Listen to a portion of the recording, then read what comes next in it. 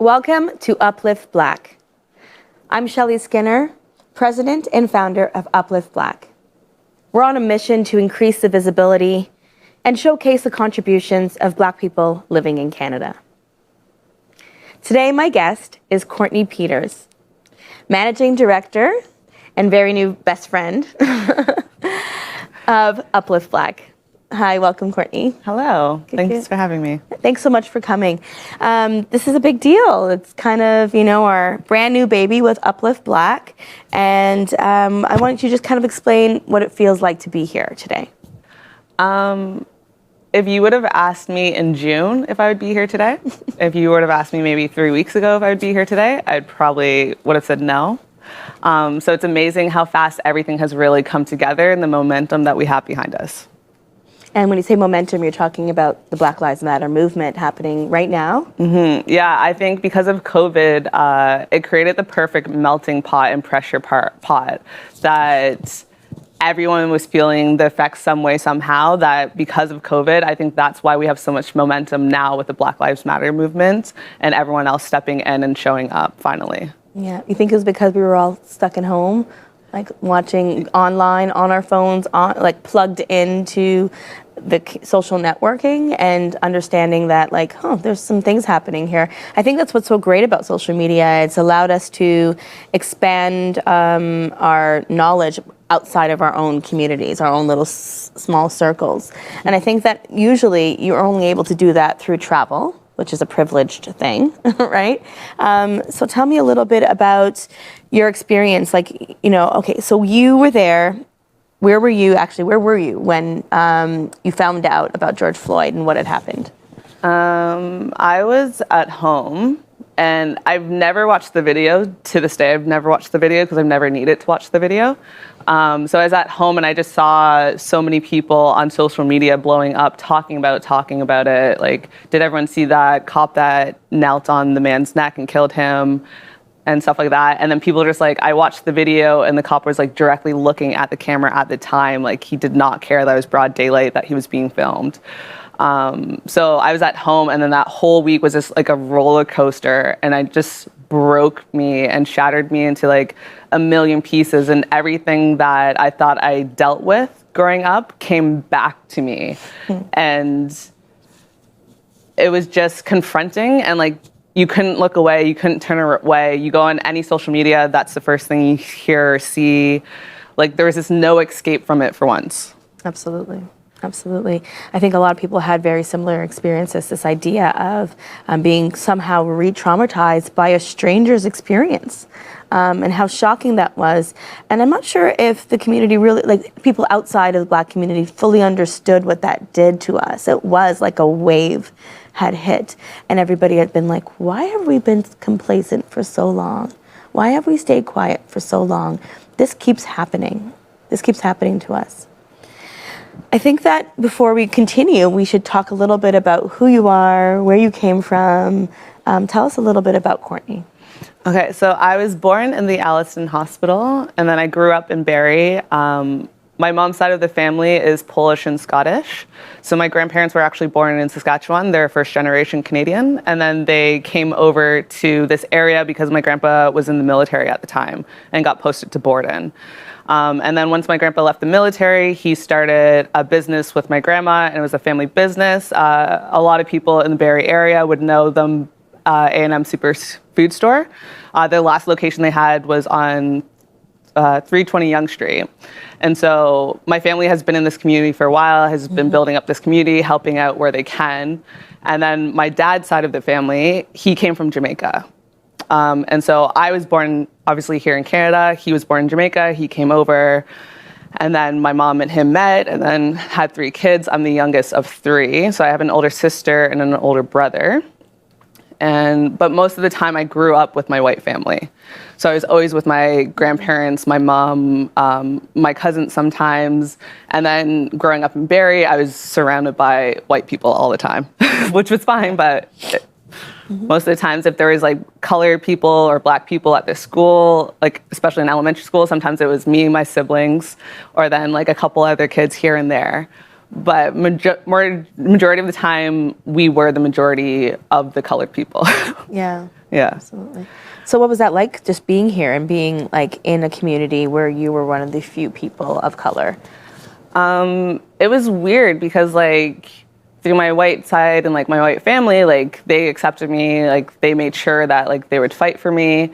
But then, for instance, like I played a lot of sports, and so I'd be playing sports, my mom would be sitting on the sideline, parents would be talking and like complaining about me, and then they would turn around and be like, oh, which one is your kid? And my mom would be like, the one you've been berating this whole time.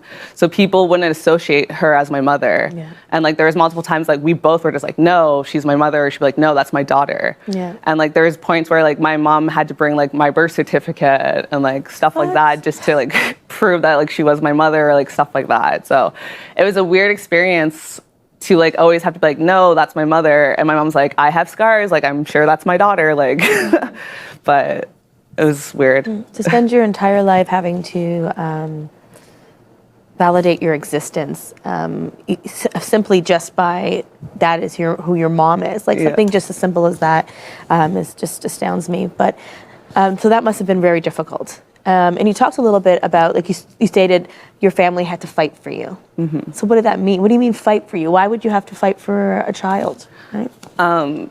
So my grandparents and obviously my mom knew things more than we fully saw as a kid. But like, for instance, I'd be like, oh, this person was mean to me. And they knew why. They knew the person was mean to me because of my skin color. Or if we had issues at school with teachers or not getting recognition or getting blamed for things, it was because of our skin color. So like there was an incident involving my brother that my grandpa like full out came to the school dressed in his military colors with his medal showing. And he did that on purpose because he knew his privilege as a white man and as a veteran, that it would demand respect. Yeah. And so he would come in and fight our battles, and then like maybe a principal got reassigned to a different school or like things like carried on, but like they always had to step in for us, and they knew that they had to play that role for us. But then it's, as a kid, we didn't always tell them everything because we didn't always know everything that was happening to us. The microaggressions. Yeah, the microaggressions. So like, and sometimes it's hard to explain. And like, for instance, like I never got the talk. And by the talk, I mean, usually an incident happens when a child's younger, and then the parents have to sit down and be like, okay, so you are Black or you are like Indigenous or you are this, the world is going to treat you this way. I never had that talk because as much as like my white side of the family could do, they haven't experienced that they could have that talk with me, the intimate level that you needed. Yeah, the lived experiences. Yeah, so I had to figure out that talk for myself. And I'm sure my siblings did too, and I'm sure other people had to do it who don't have that role model or mentor that can step in and be like, hey, I look like you, this is what I've experienced, this is what you should expect. Yeah. And you didn't have, like, from what you're like what you're explaining is that there wasn't a lot of people of color, period. So it wasn't even like you can go and like, you know, talk to a friend at school who may have had a different experience and may be able to do that talk. Or did you have like a Black friend where you went to their home and they had Black parents or anything at all growing up? Like I had Black people in my life, but it wasn't like consistent, always there. And so I used to play basketball. So I was in grade 8, and we had a player who was in grade 7 who came, and her family was Black. So that was the first time I got to play like soccer or basketball with another Black person. So, and then I got to see their family and get to learn them, and they had like 2 Black parents, and like their siblings were all Black. So they kind of also took me under their wing without me realizing what they were doing until now I reflect back. And I'm like, oh, I see what you did. Yeah. I see that you brought me in, you welcomed me and you claimed me kind of thing.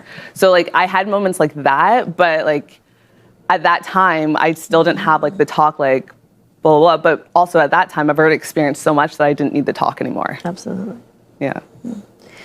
So when did you,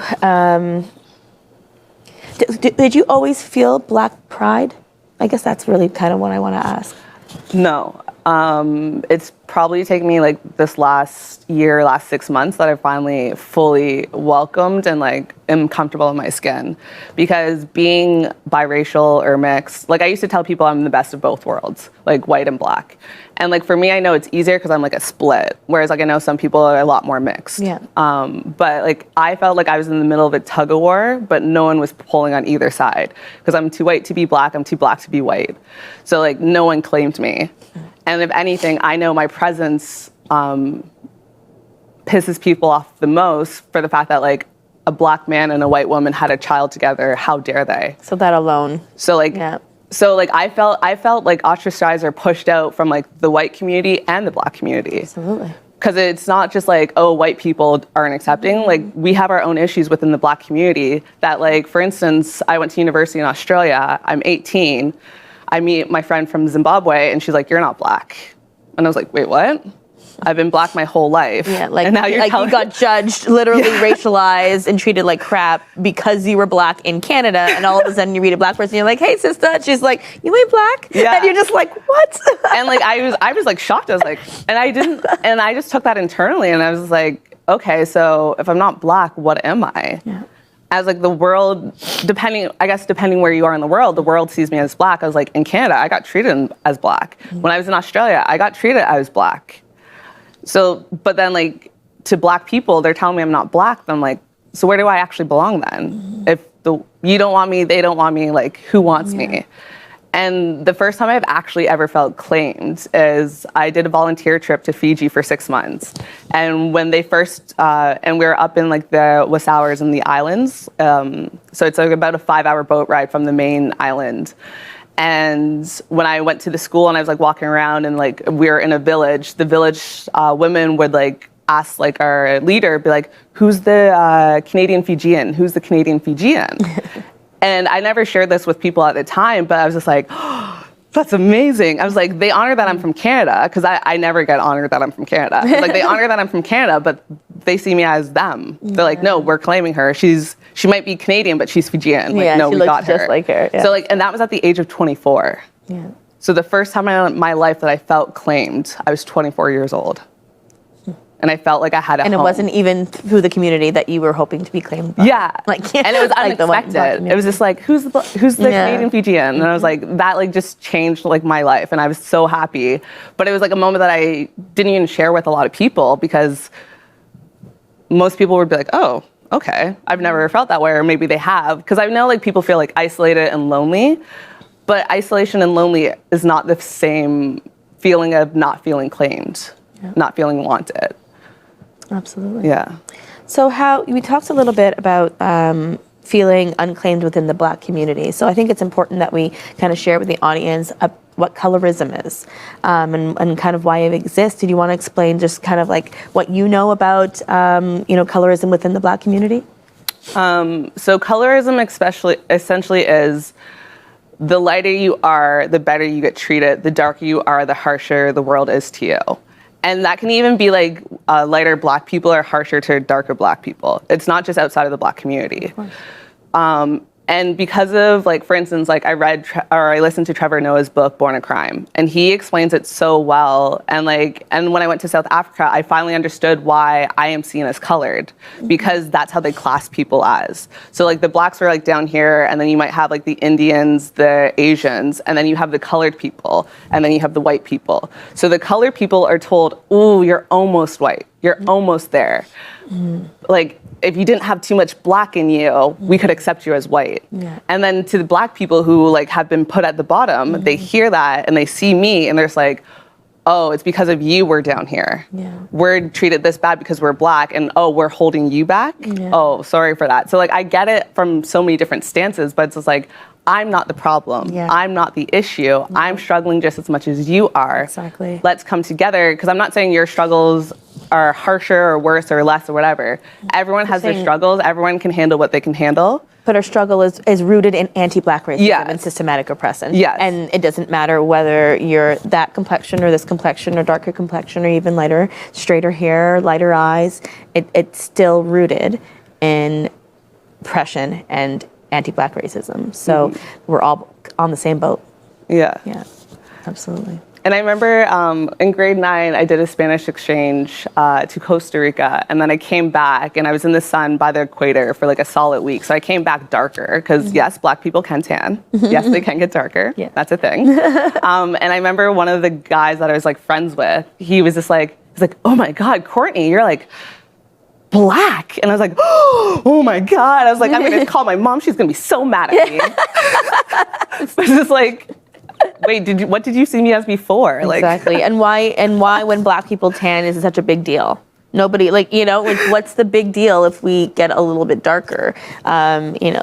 People do it. Literally, there's like $1 billion industry of self-tanning lotions and like tanning salons and stuff for people to get darker skin. And then we're like, oh, you got darker. It's just, you're in the sun. I'm like, yeah.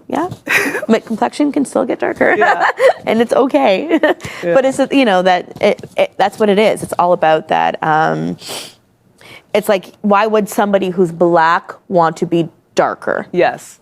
Mm-hmm. It's like that, like, why would you want to? And the thing is that it actually exists within the Black community hard. Like, I see a lot of people in the Black community who wrap, like, make sure they have hats on, they're wrapped with scarves, they've got, like, umbrellas if they have to walk. Like, they do not want that sun to touch their skin if they feel like they get darker. They don't feel as beautiful. They mm-hmm. right? And it's so tragic and so sad that that this still exists today within our communities. This idea that even being sun-kissed is dangerous. Mm-hmm. And so obviously you can tell I'm a world traveler. Mm-hmm. So I've also lived in Thailand. And Thailand has that exact same problem. Mm-hmm. But for instance, in Thailand, it's the whiter you are, you probably have a better job. If you're darker, that means you're probably poor and you're a farmer. Yeah. So they use it as that way, but a lot of their products have whitening cream in them. Mm-hmm. So like I had to be very, very careful what I was buying. Mm-hmm. I also had to learn like the Thai word in case it wasn't translated in English about bleach and whitening. Yeah. Like there's clinics there that will even whiten up your genitalia. Like it's crazy. And like I've seen people that work outside, like they're fully covered in like the ski mask. Like it's crazy. And it's like Thailand's tropical. It's 40 degrees. Yeah. And they don't care because they don't want to get darker. They don't want to get darker. Yeah, because the closer you are to Black. Yeah. It's everywhere in the world somehow. It's everywhere in the world somehow. Yeah. Absolutely. It's sad. All right. What changes have you noticed from growing up to now, like in terms of, have we gotten better in terms of acceptance? What have you noticed? Well, for instance, I came back to the Simcoe County area in Barrie because my mom's still here, 2019 October area. And I remember I just went for a walk on the street and the people I passed, I saw like 5 Black people. I was like, oh, there's a Black person, there's a Black person, there's a Black person. I was like, this is so cool. Because like the thing that I've noticed the most in Barrie is that there's more color finally in Barrie. And like, it's not like you have to go to this area to find them. Like, it's like everywhere now. And like, there's more like culture, there's more welcoming of different cuisines and stuff like that. So like, that was kind of cool to see, but I know we're not there yet. And we have a lot of work to do because just because we see more people doesn't mean we're treating them better. And like, so for me, it was cool to see so many more colors in this like society and this like community, but I know we're not treated better. And like my friend described it the best. Like she's like, for instance, like in the States, racism, it will punch you in the face. Yep. In Canada, it's a snake bite. Sometimes you don't even realize you're bitten until you're paralyzed and you can't move. And like, I like that because a lot of ours is the microaggressions. It's like the little things behind the scenes. Yeah. It's I'm gonna do it one-on-one so no one else can see it. Yeah. It's behind the closed doors. Whereas like the States are like, they're like, look at us, look at us, look at us. And Canada's like, yes, look at them, don't look at us. Yeah. But like I'm over Canada to be like, oh, we're so good, we're so clean, like our hands are clean, like look at us, like how dare the States? Like no, Canada. Like we're just as filthy, just as dirty, and just as bad as the States because our foundations were built similarly. Yep. And like anyone who's a Commonwealth country, your foundation was built similarly, or your country was destroyed to rebuild it how the Commonwealth is. Absolutely. And then like obviously the States, like they got their independence from Britain, but like still like foundation was built the same. Like it was horrendous how Canada, US, and like pretty much a lot of countries exist. And what we did to Indigenous people. Absolutely. And I can say we, even though I'm not part of it, even though I love my Indigenous people, I love the land that we live on, I can still say we, because as a Canadian, it's our history. Absolutely. We have to all do something about it. And your history, and you are a descendant of some of people who were indigenous to Africa. Some may not have been indigenous to Canada, and were ripped away from your culture and your home and your experiences in order to live in this country and build this country. There's a lot of connection there. And I know that me and you have been kind of going on a little bit of a journey to find a little bit more about the Black history within our communities, and I'm sure we're going to be back talking a little bit about that. But there's still so much to learn. And I know that I recently have been like just inundated with information and finding kind of like my jaw dropping up how much I didn't know. How do you feel about like what you've been learning about your country, your communities? Right now, especially during this movement?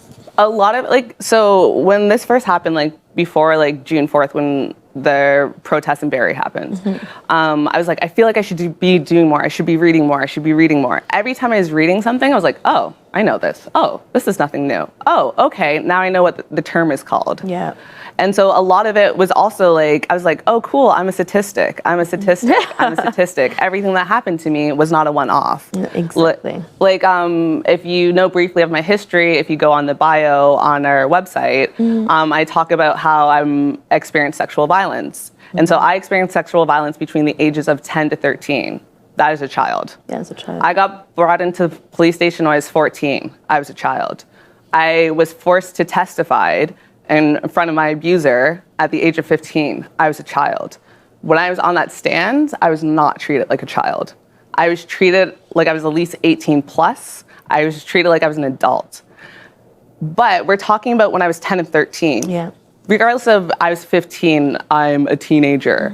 Like I can't drive, I can't vote, I can't even leave the classroom without asking permission. I'm a child. You're a child. Yep. But like the defense attorney like treated me like absolutely garbage. Like he told me like had I accepted this person in my life as their role model, I would have been fine.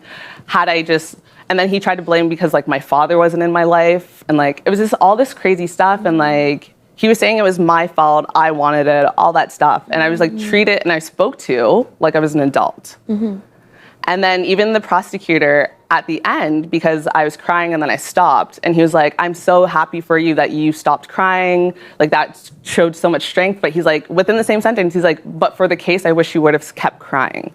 So he knew had I kept crying, I probably would have got more empathy. But then I read into it, and Black girls are sexualized at a lot earlier ages than white children are. Yes, they are. And that goes back to slavery and how Black women were sold on the market. Yep. And all that stuff. So like learning that, I was just like, oh, okay, so I was sexualized. I was aged when I was a child. Yeah. And they treated me like an adult, but I was a child the entire time. Absolutely. But that is a true statement. Black people in general are always assumed to be older than they are. And it's not because it's fact or even a look, it's just a mentality.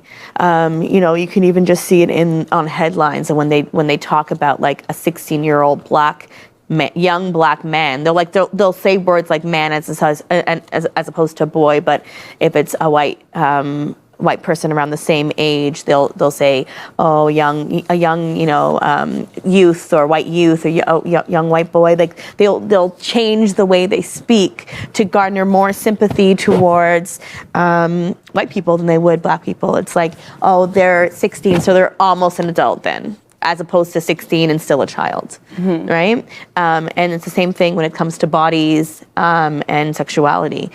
So tell me a little bit about that, like being fetishized, because that exists, I know, among a lot of Black women.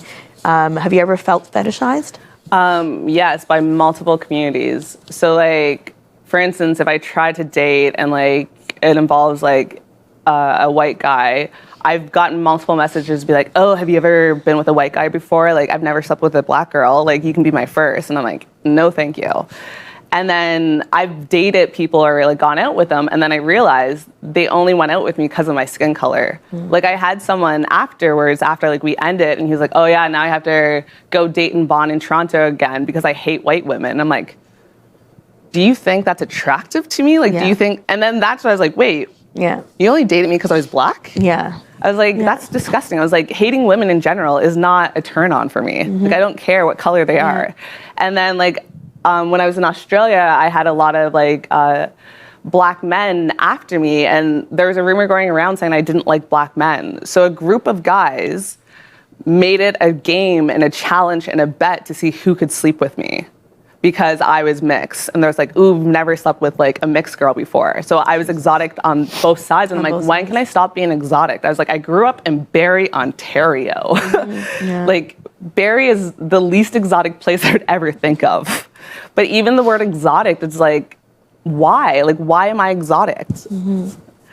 And like, I know like I've made jokes at my own expense. I've called myself an Oreo. I'm the whitest black girl you'll see and stuff like that. But then I'm thinking of it as like, why? Because I'm educated. Being educated means I'm not black. Exactly. And it's like all these like layers that you add on, you're just like, wow. And so like. But you also heard that a lot, I'm sure, growing up. Like, oh my God, you're like, you act so white. Like, what do you mean by, what does that mean, act so white? Because I don't have, I'm Canadian, so I don't have a West Indian accent, or I'm not from, I don't have an African accent because I was born and lived, in Canada.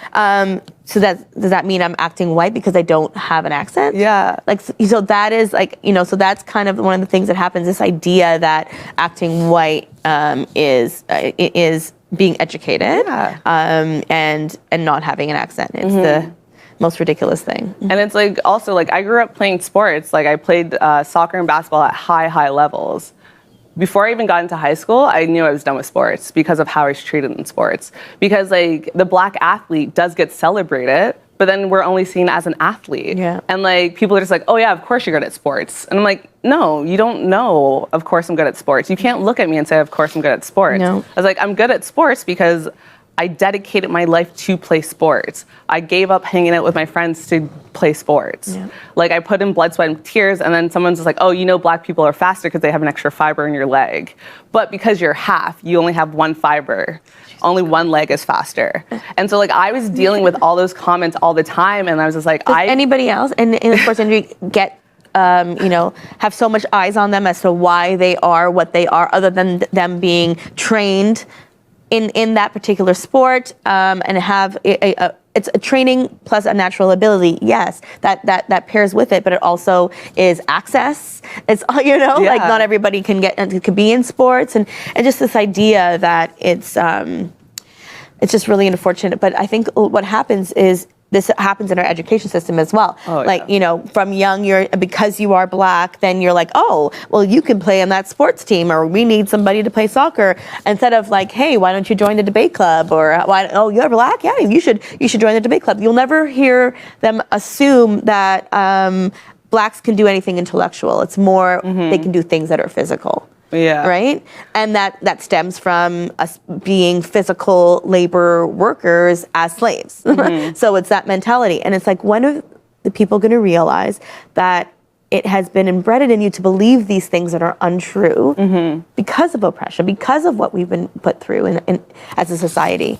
It's just a frustrating situation. And I can only imagine what that was like for you as a young girl who didn't fully understand it. Yeah, and like, for instance, like in school, I struggled hard with reading, like could not do phonics reading at all. So I used to memorize words, but like, I used to be like, oh, I slid under the radar. No, I'm also like a teacher, and I teach English as a foreign language. So like, as a teacher, I know the kids that are struggling in my class. I don't always know why they're struggling, but I know. Like, for one instance, there was this girl in grade 2, and at the end of the day, I would like mark everyone's stuff, and she would always come up and like, it was just like scribbles, it was like whatever. But in Thailand, everyone passes for my English class. That's just the school system. So I like would still give her check marks. And then one day she showed up and she had glasses on. And when she brought her work up to the front, it was perfect. And I was like, she couldn't see. I was like, she literally was copying down what she saw. And like, so her scribbles was what she saw. Now that she can properly see, she was writing the words correctly. But like, so having that experience, I was like, wait, no. Teachers early on knew I couldn't read properly. They knew I struggled. But I adapted myself and I found ways around it. Like, for instance, like I use Google. I listen to how words are pronounced the first time. Because I'm now a teacher who teaches English, I had to learn English in a way we don't learn as a native speaker. So because of that, like, so at the age of 26 was the first time I understood phonetics and how to string sounds together. At the age of 26. I've already graduated university at this point. I already have a degree in psychology. 26 was the first time I understood how to read. It's frustrating. And then because I was teaching English and I had to break down words for people, I got better at it. So I had 3 years like to practice that. So now at the age of 30, I could be like, hey guys, like I struggled with reading. I had to teach myself. I had to use Google. I still use Google. I still rely on that, but I'm not ashamed of it now. Yeah. But it's like such a weird thing because like in school, you're forced to read out loud. So when that would happen, I would pick a paragraph and I'd go over it and every word, blah, blah, blah. But if I didn't get selected for that paragraph and I got selected for something random, I struggled. And like every so often, I would just like stop reading. And then people are just like, oh, it's this word, it's this word. But I was like, I don't know. And someone's like, sound it out. But I was like, I can't. So it was like one of those experiences that like, I only realized like a month ago that teachers knew I struggled and did not do anything about it. And you think that you know that it was because of the color of your skin? What else had it do? Because there was other people that went off to different classes for extra help. Yeah. I never got those offers. Yeah. We can be here, we could talk all day, but we can't. We do have to wrap up today, but I do have a few questions that I want to ask because I know the episodes can get a little heavy, but I think that it's also important just to kind of know some fun things about Courtney. What's your favorite drink, alcoholic or non-alcoholic? I love tea, like tea of any kind. My favorite tea right now is peppermint vanilla. A combination of both. Yeah. It's like a tea bag flavor, Nice. but it's peppermint vanilla. It's so good. I love it. All right. So what was your favorite TV show as a child? I loved The Magic School Bus. And then I loved like Nickelodeon, what was that show? Sticking Around with Stacy and Bradley. Like real mature Bradley. Like I love that, yeah. And they're cartoon figures. And Bradley was also black. Yay! Yeah, a little representation, right? All right. Who do you currently look up to as a role model or a mentor? Oh gosh. So many black queens in my life lately, which I'm amazing for. So like you're someone I look up to. My sister is someone that I look up to. And even my mom is someone that I look up to. Like because of COVID and quarantine, like I've got to find out more information about my mom's life. And like she was a badass person too. Yeah. And like she does this work. She was just behind the scenes doing a lot of the work. So it's like, got it from my mama. She was way ahead of her time, you know? Yeah. That's amazing. Dead or alive, imaginary or fictional, who would you love to have dinner with? Obviously, like my grandparents, but Maya Angelou, because that woman has helped me through so much. And like, she was like, I see her as my grandmother, and I know she would see me as a granddaughter, because that's what she did for women. And like, even for men, like everyone was her children or her grandchildren. And she got me through most of like my struggles and like got me to the other side from her words, her poetries, just like who she was as a person and her story. So I would love to sit down to dinner with her just to like thank her and then hear her stories. Absolutely. Yeah. What movies make you cry? Fox and the Hound always gets me. Coach Carter, at the end, I'm still not okay with how it ended. I am still not okay with it. Coach Carter. Yeah. We'll leave it there because I could talk all day about that ending. All right. How do you want people to remember you? What would go on your headstone or something? Yeah.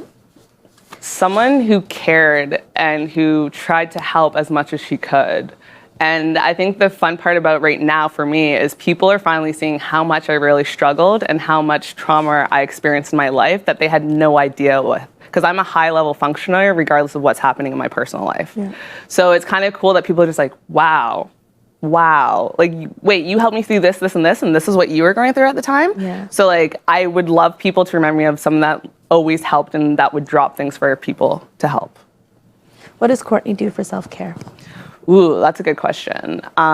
It's changed a lot. I like to get outside, stand barefoot in the grass at one point. I love the sun. I love going paddleboarding. I try to get into yoga or like working out and writing. A lot of it is writing, but I also am really good at pushing my self-care aside. And then I'm like, ooh, this is heavy. Yeah. And then I'm like, okay, let's pick up the self-care again. Let's keep going. But yeah, those are some good things. Wonderful. What would you like to see happen in the future? Like, what would you love to see happen past this movement, past today, in a society, in our communities? What does the future look like for you? A good future? The future looks like people actually love themselves, love the skin that they're in, love the body that they're in, love who they are, and they can fully express themselves freely. Because I know what it feels like to not love yourself and to look in the mirror and see something different. So I would just love if people just start to love themselves. And like, that's not an easy concept. That's not an easy thing. Because like, you have to unlearn so many things that you were told. Like, I know Black is beautiful now, but I didn't always know that. I know that I'm beautiful just the way I am, but I didn't always know that. But I know that now. And so if I could do one thing for the world, would be for people to have self-love for themselves, because if you love yourself, you cannot and you don't have time to hate others. Exactly. So that's my future world is going to look like. Because hate is rooted in self-hate. Yeah. Right? Absolutely. Well, that's wonderful. Courtney, thank you for sharing your story, and thank you for finding your voice, and thank you for sharing that with us today. Wonderful. It's really great having you. So a call for change would be for Courtney would be to look within yourself and find love within yourself, find peace within yourself, because when you do, you can find empathy and love for others. Thank you for tuning in to Uplift Black. Remember to share, support, and show up. Thank you.